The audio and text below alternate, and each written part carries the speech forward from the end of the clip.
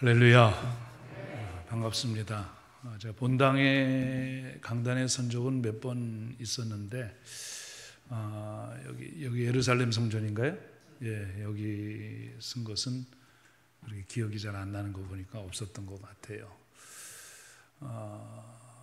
제가 보니까 옛날 독립문 교회에서 이쪽 강남으로 이렇게 이사를 온 게 1983년 봄이더라고요. 보니까 이사하는 날은 제가 군에 있었기 때문에 못 왔고 휴가를 나와서 이사한 지 한 2달 됐을 때 이 교회를 처음 방문하고 참 큰 감동과 감격이 있었던 기억이 나고요. 저쪽 독립문 교회에 있을 때 성전 옆에다 항상 그 교회 조감도 그려놓고 자나깨나 성전 건축 그러면서 예배 때마다 이렇게 불렀던 기억이 나고, 이 교회 건축하는데 저도 저금 통장 몇 개는 드렸습니다. 그런 교회가 바로 우리 한우리교회고요. 특별히 오늘 교부의 행사로 제가 금요일 날 여기 온다 그러니까 또 가슴이 또 막 이렇게 쿵쾅쿵쾅 뛰더라고요. 지금은 여기서 이제 금요 예배 드리는데 그 전에는 저 지하 지금 식당 있는 자리에서 금요 예배를 거의 뭐 저녁 10시부터 시작해갖고 새벽기도 마치고 끝났으니까 6시간 이상 1부, 2부로 그렇게 드렸던 기억이 나서 오늘 한우리교회 가면은 최소한 설교는 2시간 이상 해도 괜찮겠다 그런 생각하고 왔습니다. 아무튼 사람도 그렇고요, 건물도 그렇고 벌써 40년이 됐잖아요. 그러면 사람도 벌써 늙고, 그렇죠? 지금 여러분들 저분이 그분인가 그런 생각이 제가 지금 막 드는데도 아닌가 긴가 하는 마스크 반을 이렇게 가리셔가지고 잘 모르겠는데, 아무튼 사람도 세월이 지나면 늙게 되죠. 또 돌아가신 분들도 많이 계시고, 또 건물도 40년 된 아파트들 보면은 뭐 재개발한다고 벌써 낡고 난립니다. 그런데 우리 한우리교회가 한 40년이 됐잖아요, 그죠? 이쪽에 온 지. 그런데 한우리교회는 제가 뭐 지방의 일 때문에 자주 오는 편인데 올 때마다 이렇게 교회가 새로워지고, 한마디로 얘기하면 우리 목사님 닮아서 그런지 막 세련돼지고 정말 강남 스타일로 이렇게 모습을 제가 늘 갖고 이렇게 감동과 또 그런 느낌을 받게 됩니다. 늘 새로운, 와보면은 하여튼 곳곳에 화장실서부터 시작해갖고 곳곳에마다 이렇게 아주 정말 새로운 그런 느낌이 가득한 그런 것을 늘 받게 돼서 제 모교이기도 하지만 아까 봉일교회 다음이라 그랬는데 어떨 때는 봉일교회보다 더 한우리교회를 제가 좋아하는 그런 교회입니다. 아무튼 오늘 교부 행사에 우리 귀하신 안수 집사님, 또 우리 여전도, 아마 한우리교회라서 남여전도 회장을 이쪽으로 보낸 것 같아요, 그죠? 그러면 여기 지방회장이 와야지 이게 맞는데, 우리 목사님이 저 보내달라고 기도하고 저도 가고 싶어요 기도했더니 딱 맞아서 된 것 같습니다. 아무튼 오늘 짧은 시간 주님의 은혜가 넘치는 시간이 될 줄로 믿습니다. 제가 책에서 본 우스운 얘기 하나 하고 말씀 나누겠습니다. 어느 마을에 개 한 마리가 있었답니다. 우리들이 잘 아는 것처럼 개들은 볼일을 볼 때 수컷은 한 짝다리를 이렇게 들고 또 암컷은 쪼그리고 이렇게 볼일을 보는데, 그 동네에 이상한 개 한 마리는 늘 볼일을 볼 때마다 앞다리를 번쩍 들고 볼일을 보더라는 거예요. 그래서 지나가는 그 교회, 그 동네 어르신이 그 모습을 보고 저 필경 저 개는 정상적인 개가 아니다, 좀 이상한 개니까 우리 동네에서 쫓아버려야 될 것 같다, 이렇게 얘기를 했답니다. 그랬더니 노인의 이 말을 듣고 있던 동네 안악이 하는 말이, 도대체 이 개가 어느 집 개냐 그랬더니 그 안악이 저기 목사님이 키우는 목사님네 집 개입니다 그러더랍니다. 그래서 노인이 하는 말이, 아니 목사네 개면 개지 왜 앞다리를 번쩍 들고 소변을 보노? 그렇게 이제 얘기를 하니까 이 안악이 하는 말이 또 걸작이죠. 그 강아지가 어릴 적부터 목사님이 두 손 들고 축도하는 모습을 보고 그걸 따라서 지금 하는 거라고 그렇게 했다는 이야기를 어느 책에서 봤습니다. 뭐 실화인지 만들어낸 얘기인지는 모르겠지만은요, 분명한 것은 우리에게 주는 좀 교훈이 있더라고요. 하다못해 미물들도, 강아지라도 주인을 알고 주님의 모습을 닮아가는 것입니다. 그래서 개는 주인의 행위를 따라서 하고, 이게 바로 어떻게 보면 충성하는 개의 모습이죠. 뭐 개로 비유해서 죄송합니다만은 오늘 우리가 교회를 섬기는 우리 목사님들이나 혹은 장로님들, 지도자들, 또 권사님들, 특별히 이 교회 금요일 날 저녁에 이렇게 기도하러 성전에 나오시는 분은 우리 교회 안에서도 뽑힌 분들입니다. 그러니까 우리나라 사람들이 전부 나가서 축구 경기 하는 게 아니라 대표 선수들만 나가서 하잖아요. 그 식으로 하늘교회 대표들이 나오셔서 지금 기도의 재단에 쌓는 겁니다. 아멘. 자, 그래서 우리 모두는 예수님을 닮아야, 바로 예수님을 닮는다라고 하는 그 말의 뜻이 바로 크리스찬 아니겠습니까? 여러분 모두 예수님 닮는 은혜가 있기를 축복합니다. 오늘 말씀의 제목을 제가 성령을 닮은 사람, 이런 제목을 붙였기에 이런 여담의 이야기를 드렸습니다. 제 목회 이제 뭐 40년 가까이 하고 있는데요, 제 마음속의 경험상 또 목회를 하면서 느낀 것은, 말씀의 역사가 임하는 곳에 거기에 치유의 은혜가 임하더라고요. 아멘. 말씀의 은혜가 임하면 거기에 치유의 은혜가 임합니다. 어느 교회에 권사님 한 분이 계셨어요.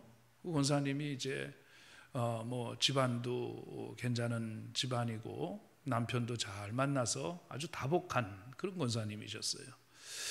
3남매를 잘 키워가지고 시집 보내고 장가 보내고 다 그렇게 해서 이제 뭐 노년이 뭐 그냥 걱정 근심 없이 그렇게 살 수 있는 그런 권사님이셨어요. 한 저 60대 중반쯤 된 권사님이신데요. 그런데 어느 날 갑자기 소화가 잘 안 되는 겁니다. 그래서 밥 먹은 게 자꾸 거북하고, 그래서 병원에 가서 진단을 해보고 종합검진을 해봤더니 아무 이상이 없대요. 병원에서는 이상이 없다는데 자기는 아픈 거예요. 소화도 안 되고 입맛도 없고 체중은 막 팍 이렇게 말라가고, 얼마나 답답하겠어요. 근데 그게 이제 하루 이틀 한 달 두 달 되면서 이제는 걸음걸이 할 기력조차 없이 그렇게 쇠약해지셨어요. 아하, 이렇게 갖고 죽는구나. 내가 마지막으로 성전에 가서 내가 예배나 한번 드리고 천국에 가도 가겠다라는 결심을 가지고 그냥 힘든 몸을 이끌고 아들, 딸, 사위 부축을 받아가면서 어느 주일날 교회를 나왔어요. 늘 권사님이 앉던 자리 꼭 앉잖아요. 우리 성도님들 그 자리에 앉아서 예배를 드립니다. 다른 주일과 연이 다를 바가 없습니다. 그런데 말입니다, 지난주에 목사님이 설교하셨던 그 목사님이 그 목사님이에요. 담임 목사님이시니까, 매 주일이니까. 그런데 자기가 와서 예배를 시작하고 사도신경을 하는 순간부터 마음이 막 뜨겁기 시작하는 거예요. 그리고 목사님 말씀이 하나님의 말씀으로 들리는 거예요. 아멘이 커서 감사합니다. 하나님 말씀으로 들려지는 은혜가 막 임하는 거예요. 그러니까 말씀이 떨어질 때마다 막 아멘, 아멘, 아멘 하고 그 말씀을 받기 시작했어요. 그런데 예배 내내 아멘을 하는 동안 자기 몸이 뭐 어디 찜질방에 온 것처럼 막 푹 달아오기 시작하는 거예요. 달아오기 시작하는 거예요. 축도 막 마치고 나가는데 몸이 날아갈 것 같은 거예요. 그날 그 한 번의 예배를 통해서 이 권사님을 괴롭혔던, 수개월 동안 괴롭혔던 그 병마의 세력이 한 길로 왔다가 7길로 떠나고 치유받고 회복되고, 지금은 연세가 이제 많으셔서 80 가까이 되셨는데 지금까지 신앙생활 잘하고 있는 권사님, 그 권사님을 제가 알고 있습니다. 사랑하는 성도 여러분, 오늘 이 밤에도 말씀이 영이 임할 때 그 말씀이 그냥 오늘 행사했으니까 다른 교회 목사님 오셔서 말씀 전하고 이 정도로 생각하지 마시고요, 오늘은 하나님께서 특별히 나에게 주시는 밤이다, 말씀이다, 이렇게 생각하고 여러분들이 그 말씀을 받으세요.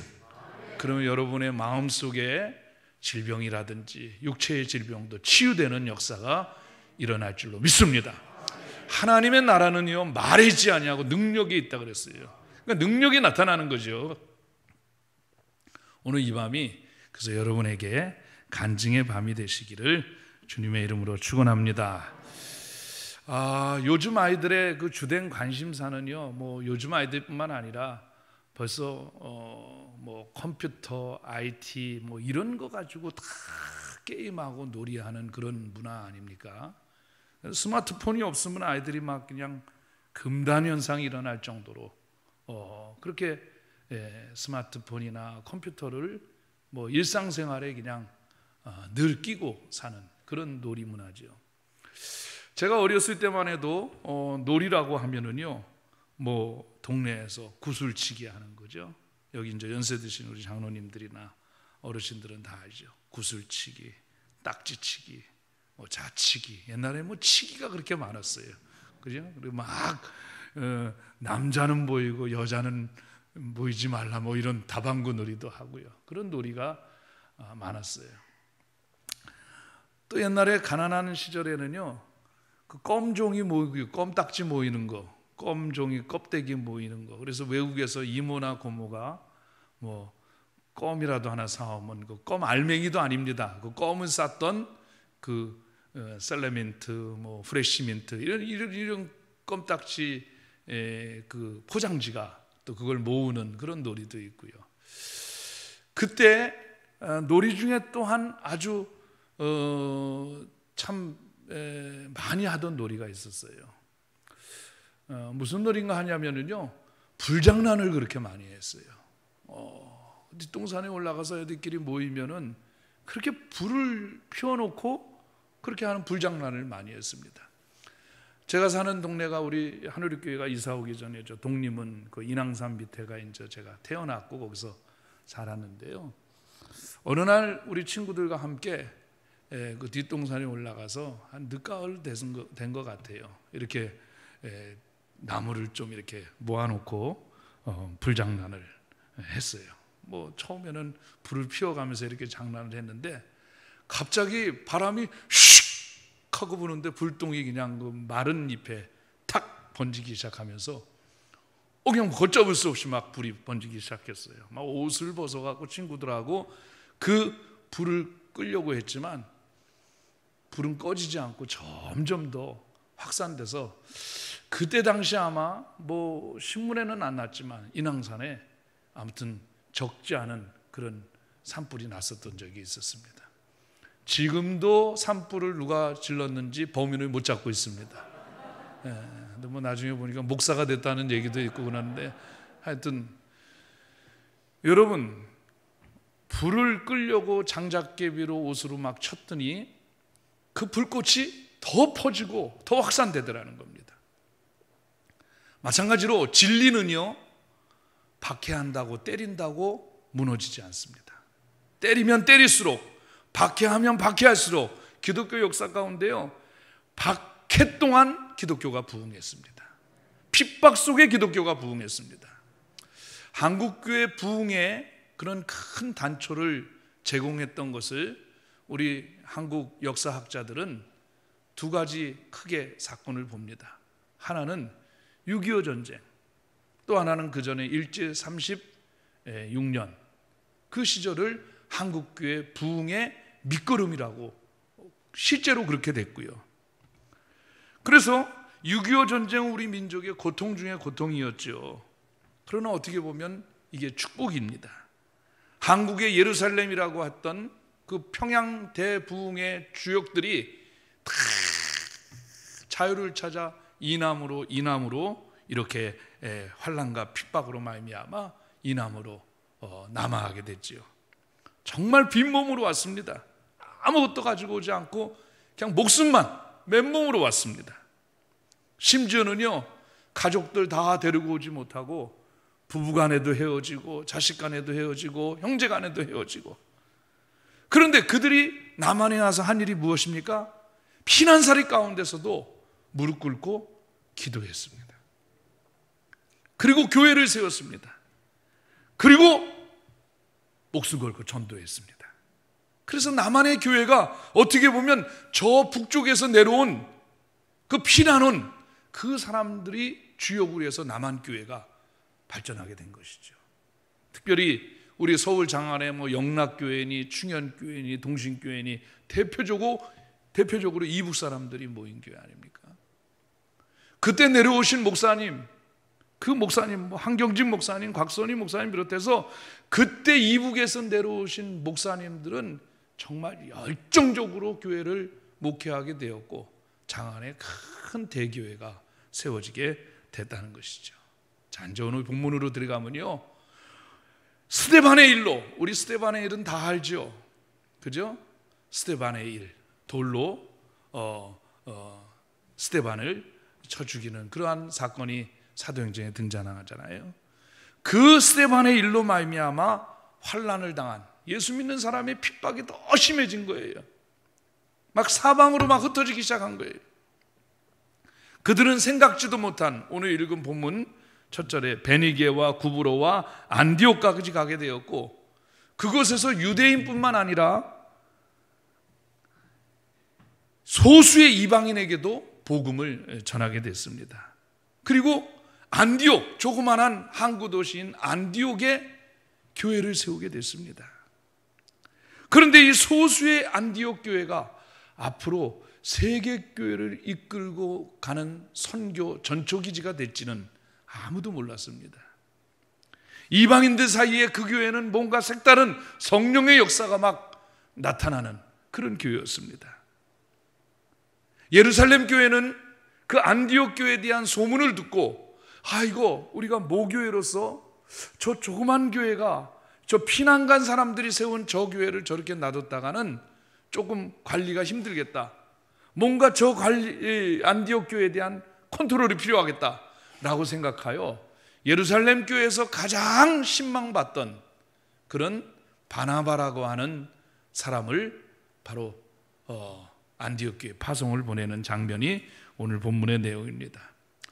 저는 오늘 금요일 날 여러분들과 함께 인간이면서도 그의 삶의 모습이 너무나 성령님을 닮은 한 사람, 주인공 바나바를 여러분에게 소개하려고 합니다.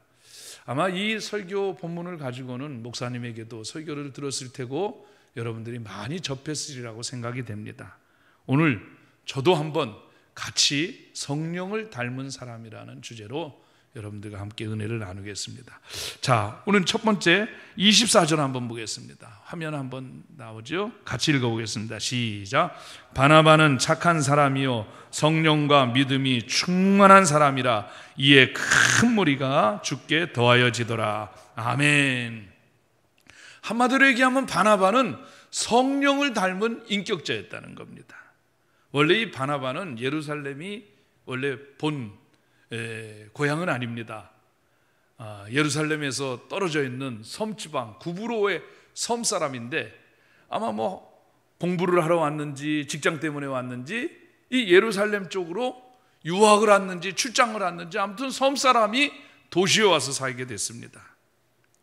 그때 거기에서 고향을 떠나 예루살렘으로 갔을 때 그 예루살렘에서 복음을 받고 예루살렘 교회에 출석하게 된 것이죠. 그런데 예루살렘 교회 교인들은 이 바나바를 가리켜 별명을 붙여줬습니다. 뭐라고요? 바나바라고요. 원래는 바나바의 본명은 요셉입니다. 그런데 그를 바나바라고 별명을 붙여줬는데, 이 바나바라고 하는 뜻은 우리가 잘 알고 있죠. 권면의 아들, 위로의 아들, 이런 뜻을 가지고 있습니다.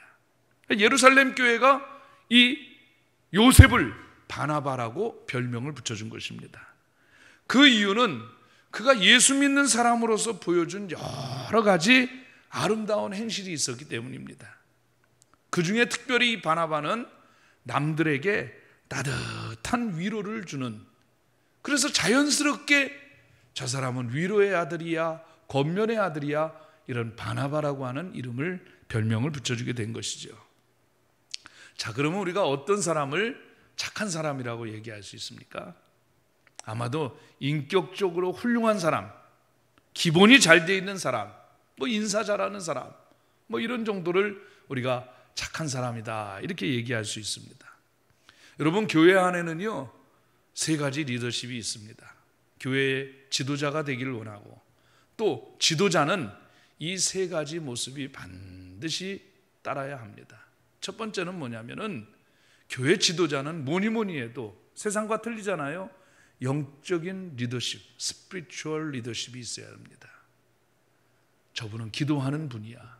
우리 목사님은 기도하는 목사님. 우리 장로님들은 어떤 문제를 만났을 때 기도하는 장로님들이야. 우리 권사님들은 기도의 어머니야. 모든 문제를 기도로 승부하는 사람, 이 사람이 바로 영적인 사람입니다. 이 영적 리더십이 있어야 합니다. 두 번째, 교회 리더는 기능적 리더십이 있어야 합니다. 기능적 리더십은 뭐냐면, 그 사람에게 무언가를 맡겨놓으면 해내는 사람입니다. 어떤 사람은 맡는 걸 좋아해요.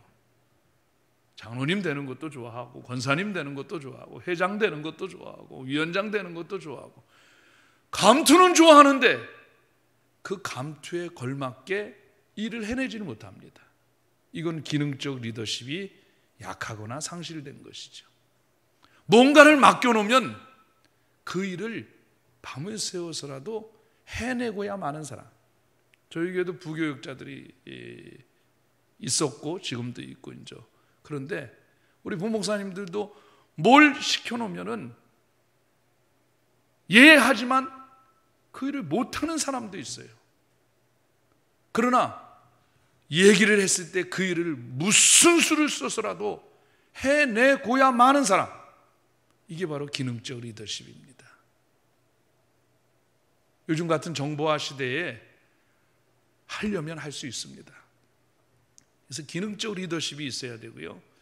마지막 3번째는, 교회 리더는 인격적 리더십이 있어야 합니다. 리더는 그래도 존경을 받아야 되죠. 그죠? 어른은 존경을 받아야 되고요. 부모님은 존경을 받아야 되고요. 회장님은 존경을 받아야 되고요. 그래야 사람들이 따르지 않겠습니까? 저 사람 참 좋은 분이다. 참 어진 분이다. 착한 분이다. 어려운 이웃을 향하여 그냥 지나지 않는 분이다. 할렐루야. 이렇게 영적인 리더십과 기능적 리더십과 그리고 인격적 리더십이 조화를 이룰 때 교회 안에 리더십이 세워지는 것입니다. 바나바는 그 성품과 그 인격이 사람 됨됨이 초대교회를 대표할 만한 사람인데, 아마 우리가 잘 알고 있는 사도 바울은 영적인 리더십이 더 강력했던 것 같아요. 그러나 인격적 리더십을 따질 때는 바울보다도 바나바를 더, 인격적 리더십을 얘기할 때는 더 치는 것 같습니다. 그렇죠? 사도행전 4장 37절에 보면 성령이 임했을 때 자기 것을 다 팔아 사도의 발 앞에 둔 가난한 이웃들을 향하여 나눌 줄 아는 사람, 이게 바나바입니다. 가난한 사람을 늘 돌보고 약자를 돌보는 사람이 바로 바나바였습니다. 언제나 일보다는 사람을 중요하게 여겼고, 눈앞에 보이는 사람보다는 좀 소외된 사람에 관심을 갖고요. 늘 우리 주변에 외로운 사람이나 상처받은 사람은 없나 하고 돌아볼 줄 아는 사람이 바로 바나바 같은 착한 사람이었다. 착한 사람은 남을 배려할 줄 아는 사람이죠.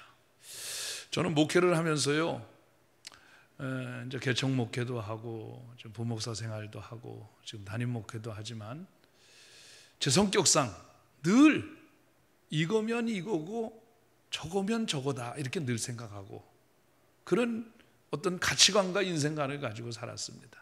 성경에도 옳다 아니다 하라 이에서 지나는 것은 악으로 나누리라. 아멘.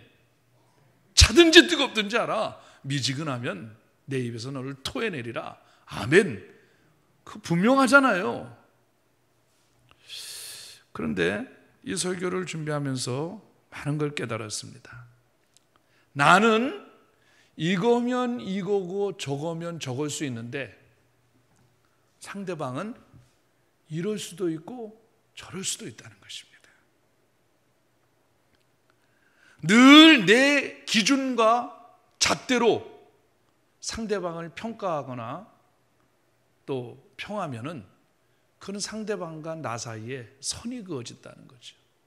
단순한 선이 아니라 그게 나중에는 사람을 죽이는 그런 사선이 될 수도 있다는 것입니다. 칼자국이 될 수도 있다는 거예요. 목회를 하면서 왜 저 성도는 저렇게 기도를 안 할까? 왜 저 성도는 저렇게 11조 생활을 안 할까?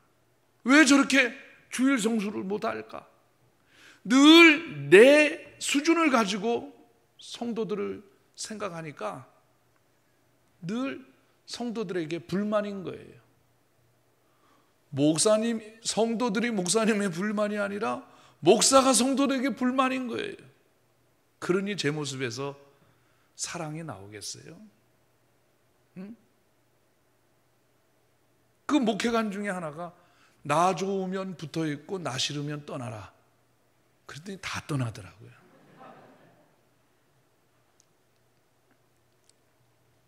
얼마나 율법적이고 심판자인 양 목회를 했나 내가. 이거면 이거고 저거면 저거는 내게 대하여야 합니다. 그런데 우리는 자기 자신에 대해서는 너무나 하여와 같은 은혜가 있어요. 마음은 원이로되 육신이 약하다. 그런데 상대방에 대해서는 너무 야박한 거예요. 이거면 이거고 저거면 저거는 내 자신에다가 기준을 맞추고요. 상대방은 그 사람은 그 사람이잖아요. 이럴 수도 있고 저럴 수도 있다. 한번 따라 합시다. 이럴 수도 있고 저럴 수도 있다. 이런 사고를 가지면 아마 바나바는 그의 인격이 유쾌하고 즐거운 것이어서 사람들은 어쩔 수 없이 그 바나바에게서 자꾸 매력을 느끼게 되는 것 같아요. 자꾸 자기 기준으로 이거면 이거고 저거면 저거로 기준을 맞추면 사람들은 그 곁을 다 떠나게 됩니다. 그 기준에 못 맞추니까.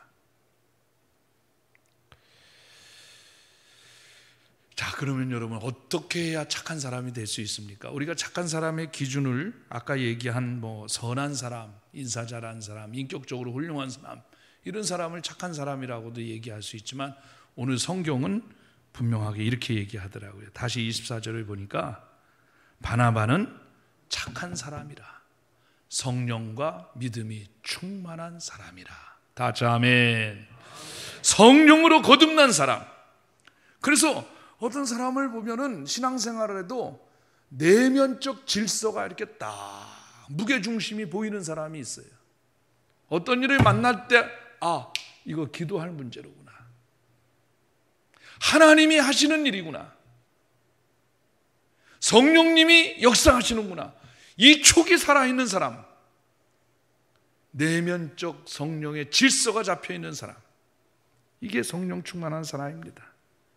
늘 하나님과 친교의 삶을 사는 사람, 날마다 기도에 무릎을 꿇을 줄 아는 사람, 그리고 날마다 하나님의 말씀이 내게 어떻게 오늘도 말씀하시고 그 말씀에 대하여 내가 적용해야 되는가라고 생각하는 사람, 그래서 그 말씀이 그의 주변에 제가 우리 교인들한테 늘 얘기해요.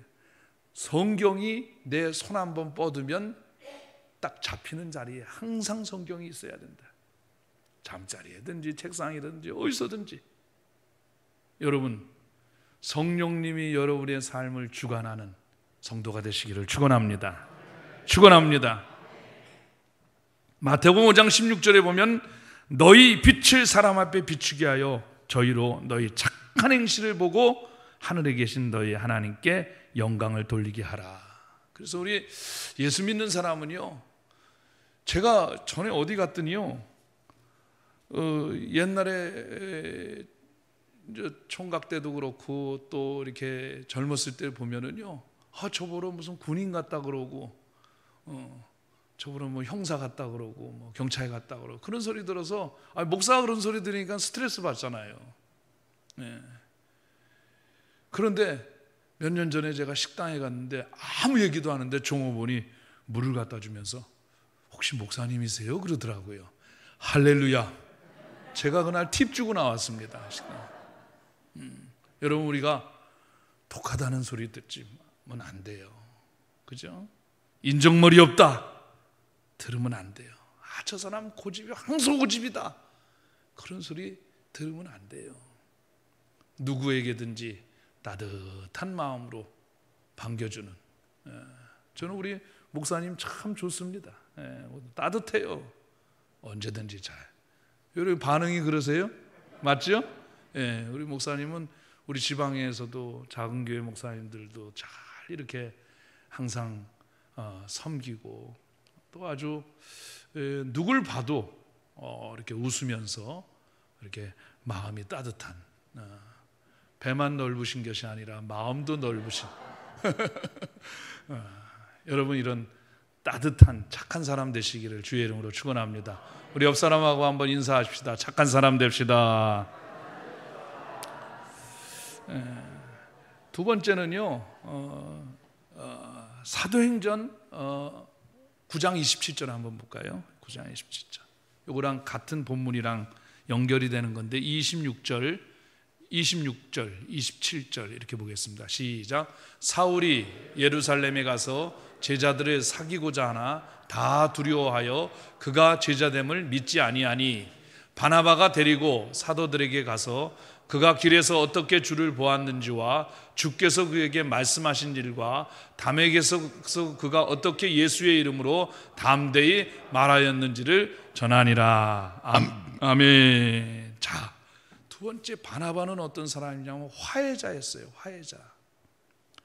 바울을 변호합니다. 소개합니다.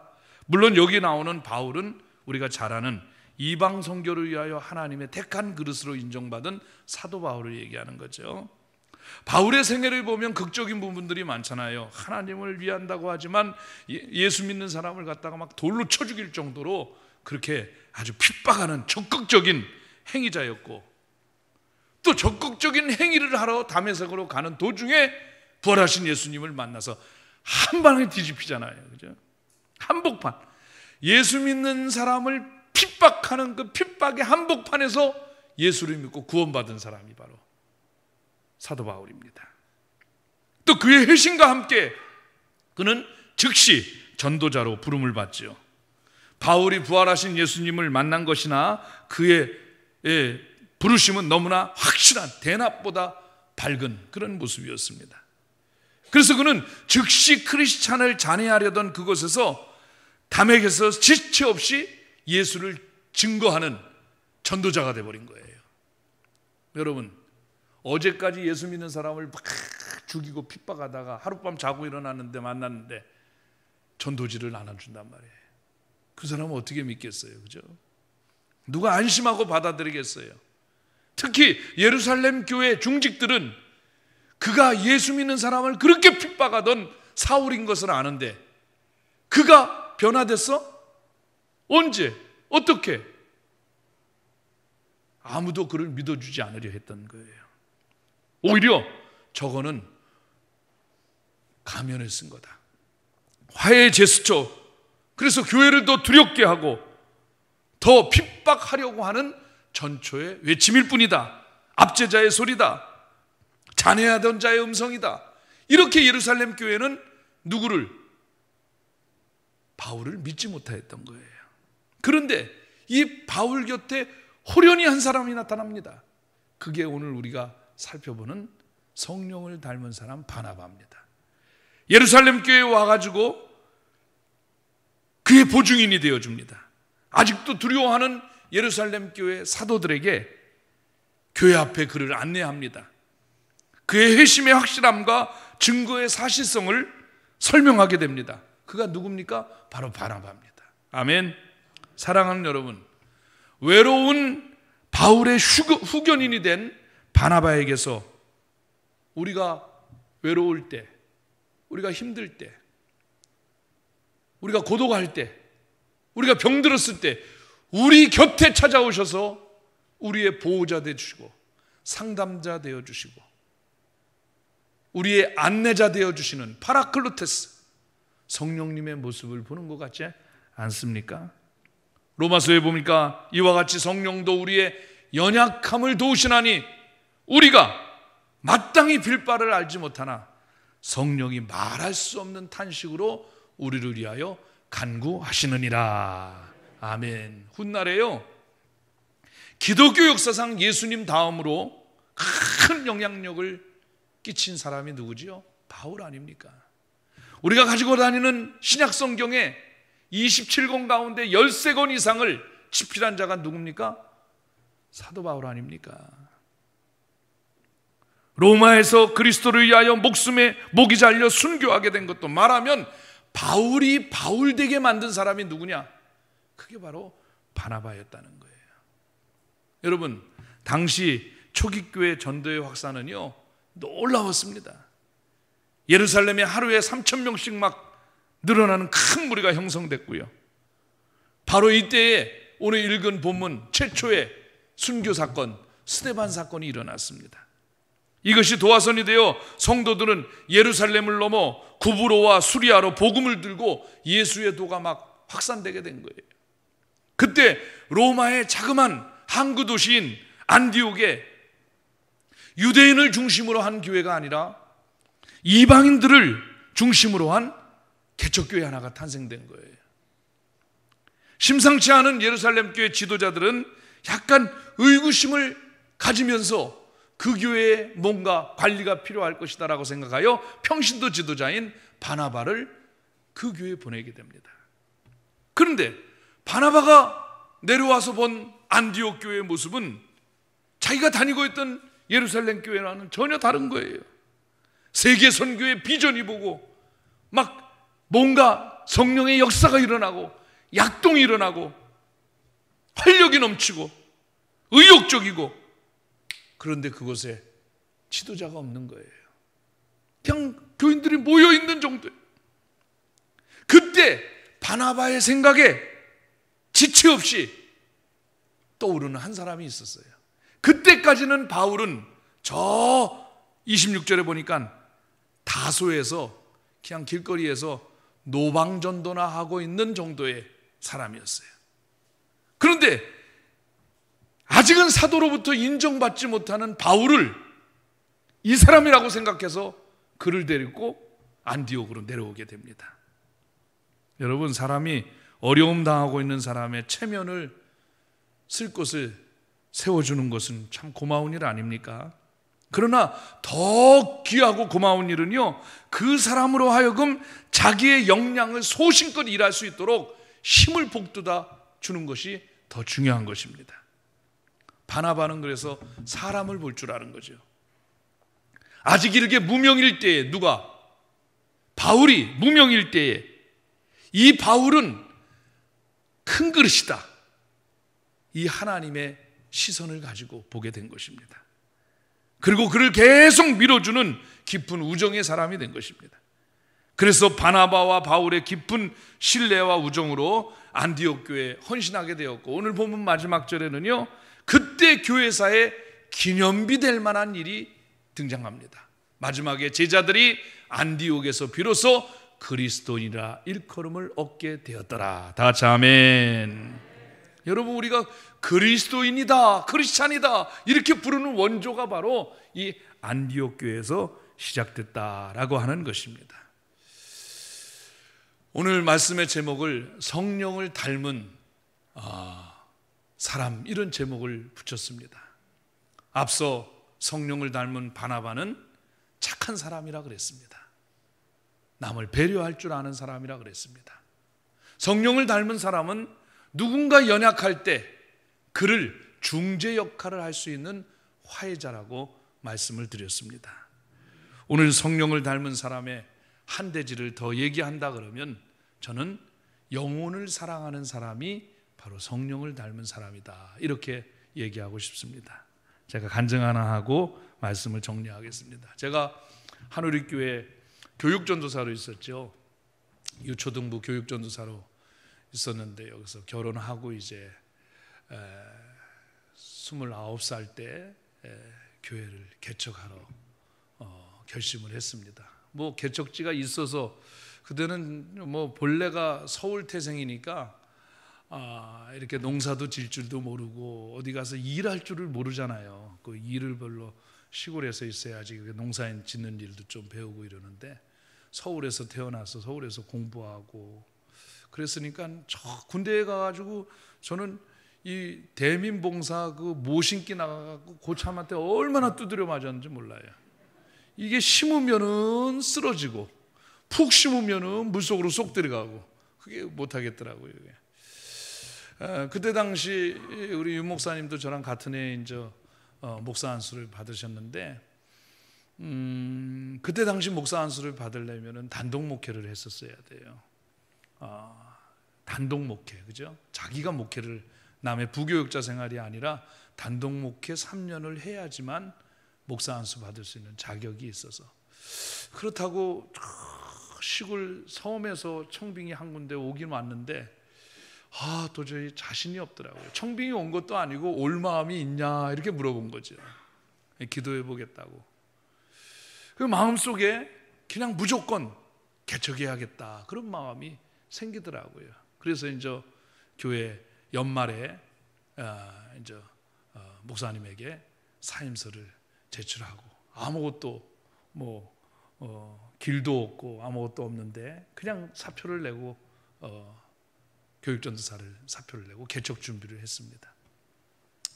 삼각산에 가서도 기도도 하고, 기도원에 가서 기도도 하고, 금식 기도도 하고, 그때는 참 금식 기도 많이 했던 것 같아요.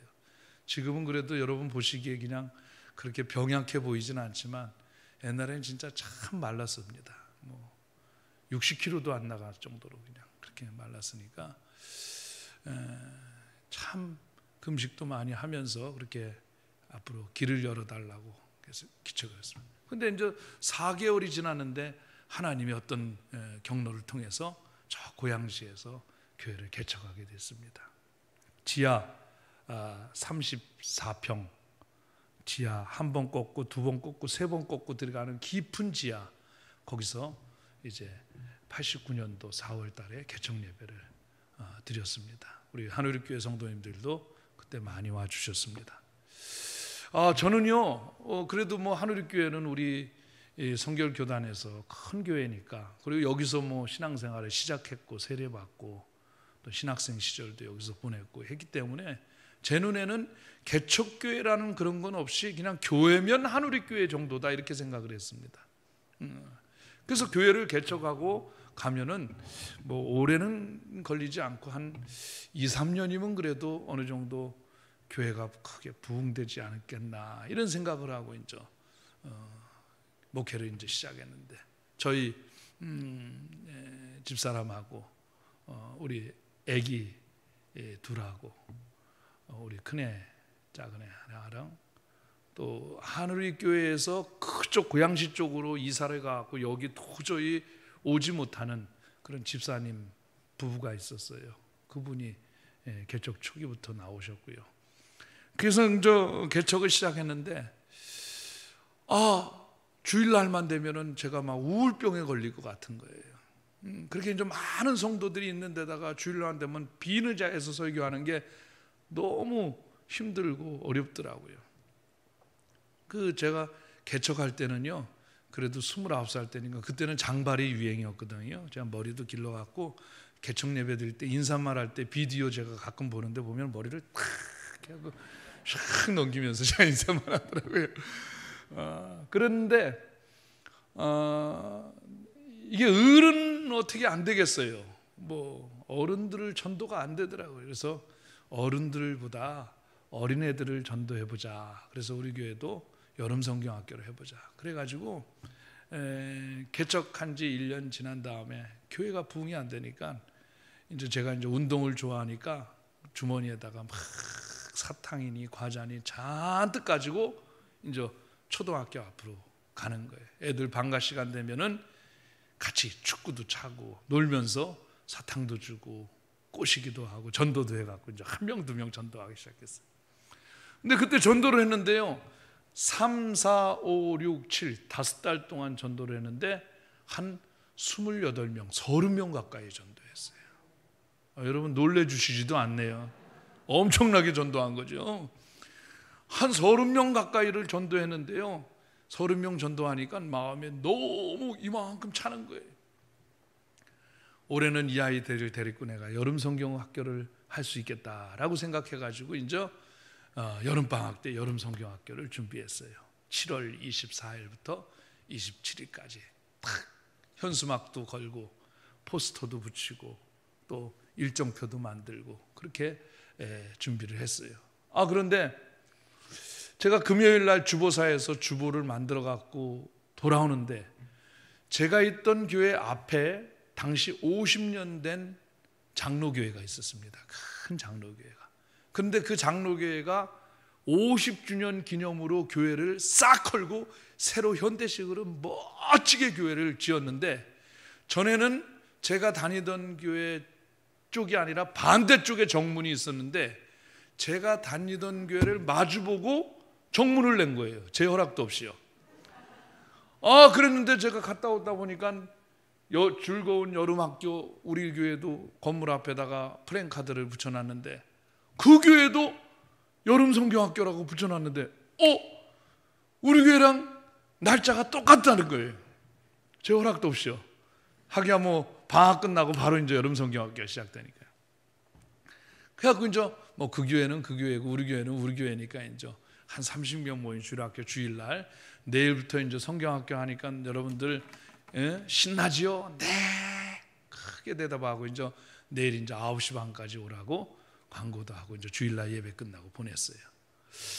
주일날 오후부터 마음이 두근두근 돼갖고 잠이 안 오는 거예요. 너무 좋아가지고 아이들하고 이제 주일학교 여름 성경학교를 할 생각을 하니까요, 너무 가슴이 뛰고 그때 뭐 선생님들도 없는데 저희 집사람이 그냥 율동도 배우고 그 궤도 만들어 가지고 옆에다가 저기 궤도도 만들고 또 일정표도 거기다 이제 그려놓고요.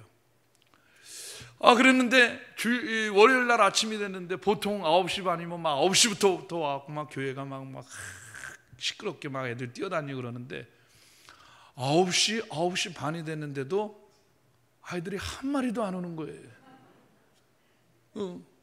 10시가 다 돼갔는데도 그래서 내가 요일을 잘못 알은 건 줄 알았어요. 정확히 맞더라고요. 10시가 됐는데도 아이들이 하나도 들어오질 않는 거예요. 아이들 집에 전화를 했더니 9시에 교회 갔다는 거예요. 9시에 다 교회 갔다는 거예요. 나중에 알고 보니까 우리 교회 다니는 고학년 6학년짜리 이정모식이라는 아이가 있어요. 걔가 그 장로교회 친구 전도를 받아가지고 우리 교회들을 다 꼬셔가지고 그 교회로 간 거예요. 그 교회로.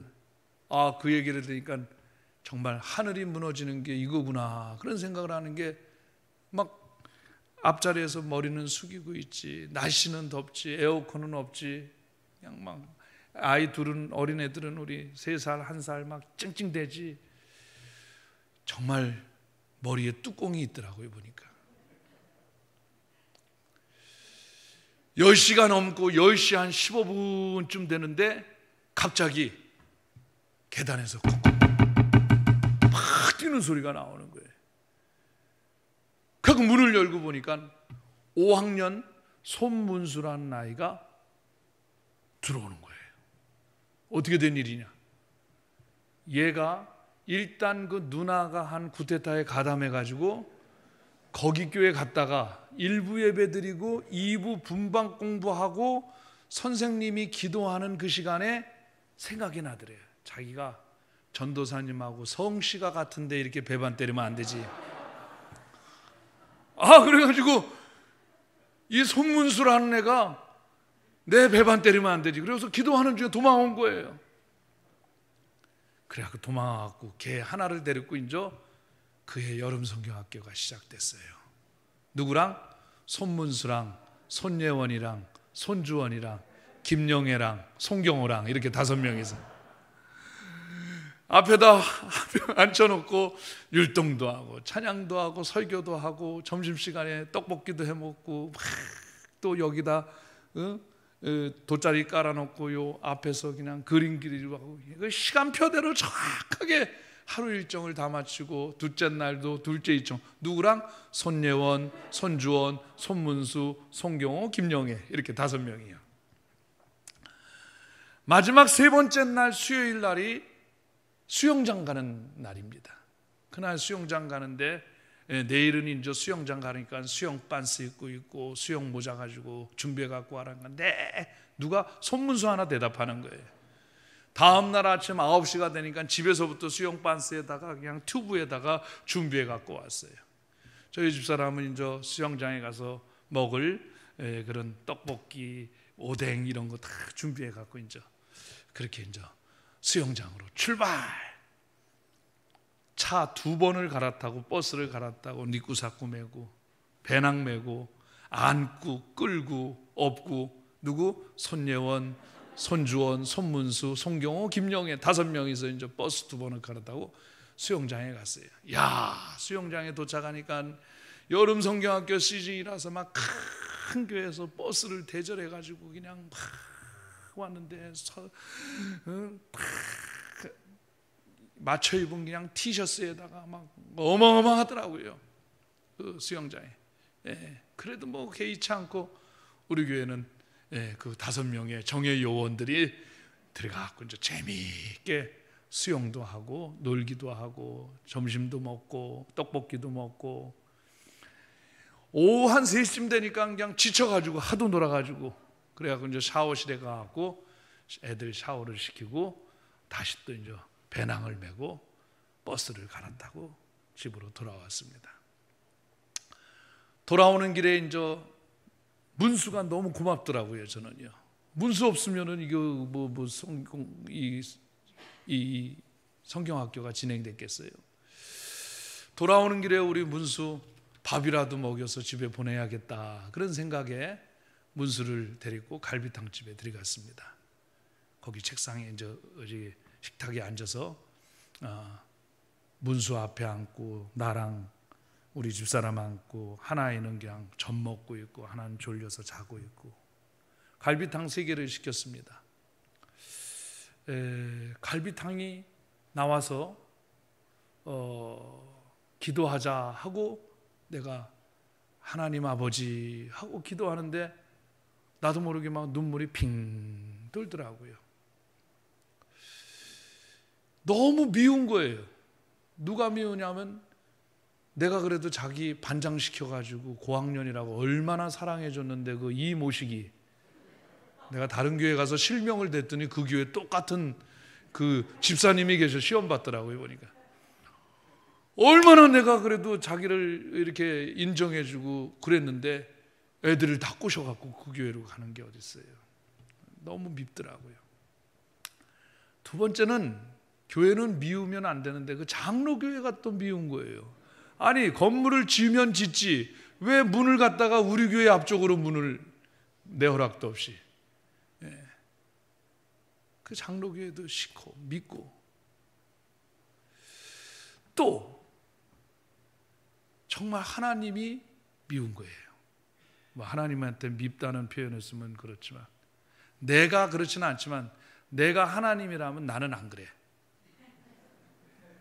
내가 하나님이라면 장로교회 한 2반 뚝 잘라가지고 그 앞에서 힘들게 지하에서 고생하는 개척교회 거기다 줄 것 같아요. 내가 하나님이에요. 여러분들도 안 그러겠어요? 근데 어쩜 3, 4, 5, 6, 7, 8 동안 그렇게 전도해 갖고 데려다 놓은 애들을 갖다가 그냥 뚝 잘라가지고 그렇게 하는 하나님이 어디 있어요?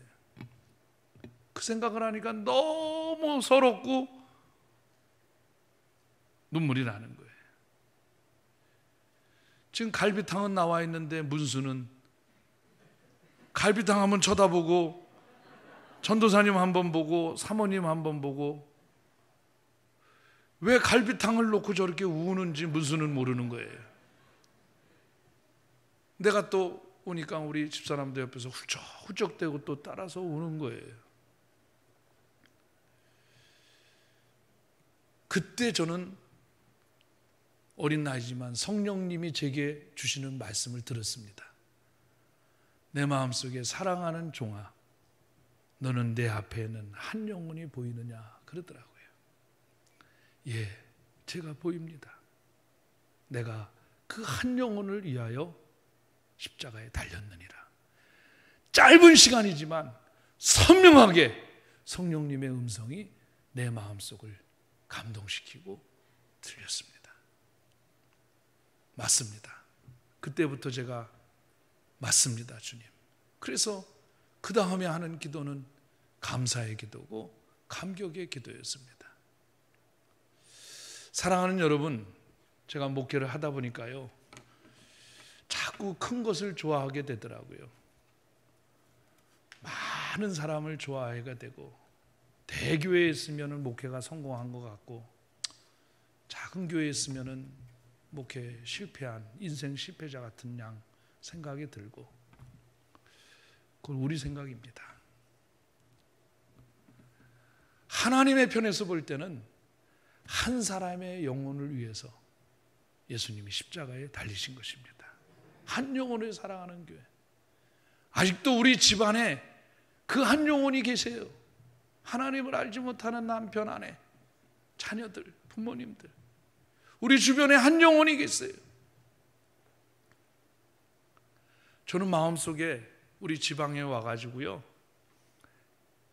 우리 지방에 와서 11년 전이죠. 이게 이제 이 행사가 진행되는 게 11년인데 제가 교부의 총무를 맡으면서 이 일을 시작했습니다. 작은 교회를 살리자. 작은 교회가 살아야 된다. 거기 하나님의 역사가 있다. 할렐루야. 여러분, 한 영혼을 사랑하는 교회가 바로 하나님이 보시기에 참된 교회고 좋은 교회입니다. 오늘 말씀을 마무리하겠습니다. 시간이 너무 많이 갔습니다. 성령을 닮은 사람은요, 바나바와 같이 넓은 마음으로, 착한 마음으로, 또 바나바와 같이 성령을 닮은 사람은 연약한 자를 세워줄 줄 아는 화해자고, 성령을 닮은 사람은 바로 한 영혼을 사랑하는 사람입니다. 이 은혜가 저와 여러분에게 있기를 주님의 이름으로 축원합니다. 축원합니다.